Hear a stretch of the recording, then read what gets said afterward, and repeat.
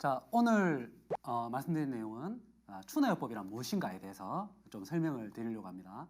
자, 추나요법이라고 하면 일반적으로 이렇게 뼈를 맞춘다, 우두둑 소리를 낸다, 이렇게 보통 이해를 하고 계신데, 추나요법은 이 황제내경이라는 의서의 도인 안교라고 이렇게 설명이 되어 있는 부분으로부터 유래를 했고요. 많은 한의원에서 현재 시술을 하고 있습니다. 추나요법은 역사가 굉장히 오래되었는데 두 가지 종류가 있어요. 뼈를 이렇게 맞춰서 제자리로 정렬을 해주는 추나요법을 정골 추나요법이라고 합니다.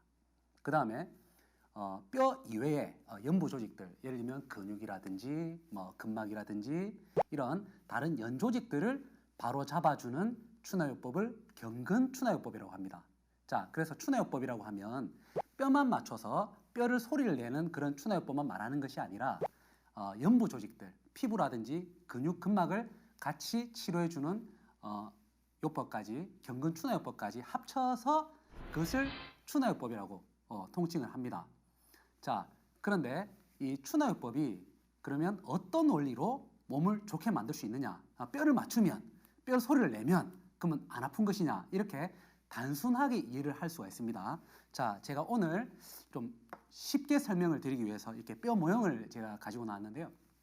자, 그러면 추나란 건 어떤 거냐? 우리가 어떤 일상생활을 하다 보면 반복해서 어떤 동작을 하게 되죠.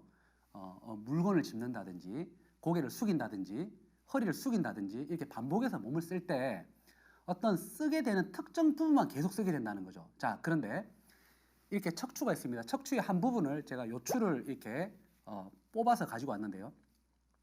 지금 이 허리는 디스크가 터져 있는 모양입니다. 자, 그러면 이 디스크가 왜 터졌는가를 잠깐 보겠습니다. 허리를 굽히는 동작을 할 때, 자, 허리를 굽히는 동작을 할 때 어떻게 됩니까?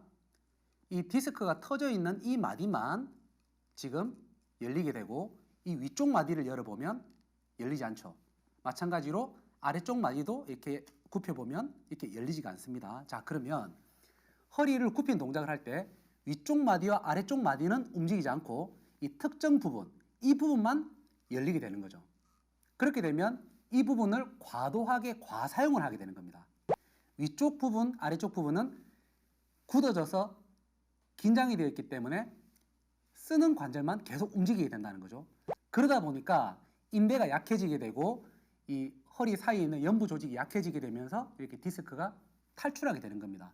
그러면 추나요법이라는 것은 이 튀어나온 디스크를 넣어주거나 아니면 잘라내거나 하는 그런 수술적인 기법이 아닙니다. 그럼 어떻게 하느냐? 이 디스크가 튀어나오기 전에, 손상되기 전에 이 위쪽에 있는, 아래쪽에 있는 고착된, 움직이지 않는 이런 뼈들을 잘 움직이게 만들어주는 겁니다. 그래서 고착을 이렇게 풀어서 정상적인 움직임을 만들게 되면 우리가 허리를 숙이는 동작을 할 때 골고루 각 뼈들이 움직여야 될 각도만큼 부드럽게 전부 다 움직일 수 있게 되는 거죠. 그렇게 되면 척추가 전체를 다 쓰게 되고 어떤 특정 부분을 과사용하지 않게 되면서 몸을 더 효율적으로 쓸 수 있도록 만들어주는 게 추나요법입니다.